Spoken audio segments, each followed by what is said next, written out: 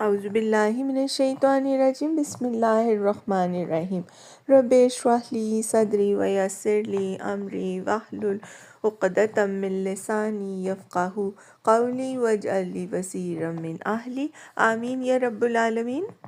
آج ہم سورہ الزخرف کا ترجمہ آیت نمبر 26 سے شروع کر رہے ہیں۔ یاد کرو وہ وقت جب ابراہیم نے اپنے باپ اور اپنی قوم سے کہا تھا کہ تم جن کی بندگی کرتے ہو میرا ان سے کوئی تعلق نہیں، میرا تعلق صرف اس سے ہے جس نے مجھے پیدا کیا، وہی میری رہنمائی کرے گا۔ اور ابراہیم علیہ السلام یہی کلمہ اپنے پیچھے اپنی اولاد میں چھوڑ گیا تاکہ وہ اس کی طرف رجوع کریں۔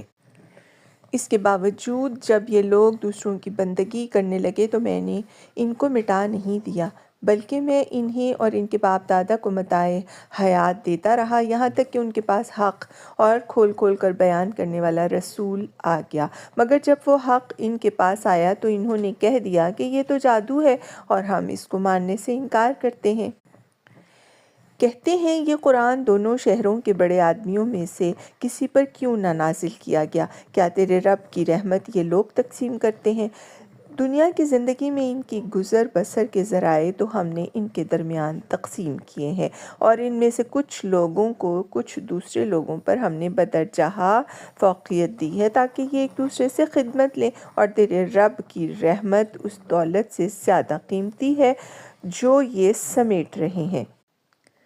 اگر یہ اندیشہ نہ ہوتا کہ سارے لوگ ایک ہی طریقے کے ہو جائیں گے تو ہم خدائے رحمان سے کفر کرنے والوں کے گھروں کی چھتیں اور ان کی سیڑھیاں جن سے وہ اپنے بالا خانوں پر چڑھتے ہیں، اور ان کے دروازے اور ان کے تخت جن پر وہ تکیے لگا کر بیٹھتے ہیں، سب چاندی اور سونے کے بنا دیتے۔ یہ تو محض حیات دنیا کی متاع ہے، اور آخرت تیرے رب کے ہاں صرف متقین کے لیے ہے۔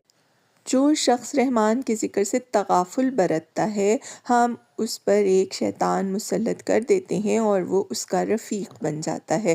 یہ شیاطین ایسے لوگوں کو راہ راست پر آنے سے روکتے ہیں اور وہ اپنی جگہ یہ سمجھتے ہیں کہ ہم ٹھیک جا رہے ہیں۔ آخر کار جب یہ شخص ہمارے ہاں پہنچے گا تو اپنے شیطان سے کہے گا کاش میرے اور تیرے درمیان مشرق اور مغرب کا فاصلہ ہوتا، تو بدترین ساتھی نکلا۔ اس وقت ان لوگوں سے کہا جائے گا کہ جب تم ظلم کر چکے تو آج یہ بات تمہارے لیے کچھ بھی نافع نہیں ہے کہ تم اور تمہارے شیاطین عذاب میں مشترک ہیں۔ صدق اللہ العظیم وآخر دعوانا ان الحمد للہ رب العالمین وسلام علی المرسلین۔ ویڈیو کو لائک اور شیئر ضرور کیا کریں۔ جزاک اللہ من خیر۔